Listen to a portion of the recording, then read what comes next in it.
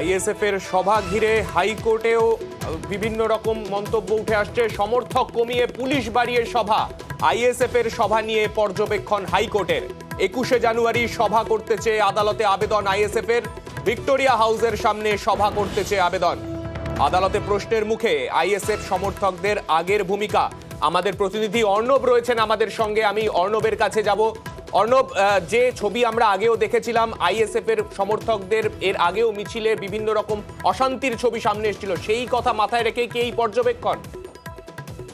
দেখো, রাজনৈতিক দলগুলো সভা করবে, তারা তাদের শক্তি বোঝাতে জমায়েতের সংখ্যা বাড়াবে, এটাই দস্তুর, এটাই হয়ে আসছে অন্তত গণতন্ত্রের অন্যতম রাজনৈতিক দল হিসেবে প্রত্যেক রাজনৈতিক দল। কিন্তু একেবারে উলটপুরাণ দেখা গেল অন্তত আইএসএফ এর ক্ষেত্রে।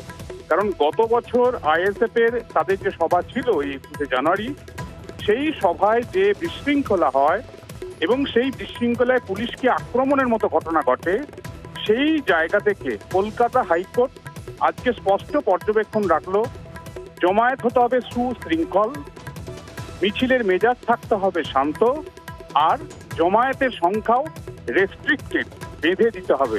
তাহলে এই শর্তগুলো যদি আইএসএফ মানতে পারে, তাহলে কলকাতা হাইকোর্ট তাদের সভা করার অনুমতির কথা চিন্তা বা ভাবনা আনতে পারে। এবং সেক্ষেত্রে আইএসএফকে কালকের মধ্যে তারা জমায়েত কমিয়ে কত করতে পারবে এবং সুশৃঙ্খল একটা মিছিল বা সভা তারা করতে পারবে কিনা সেটা তাদের জানাতে হবে। এই জানানোর পরই বিচারপতি চূড়ান্ত নির্দেশ দান করবেন।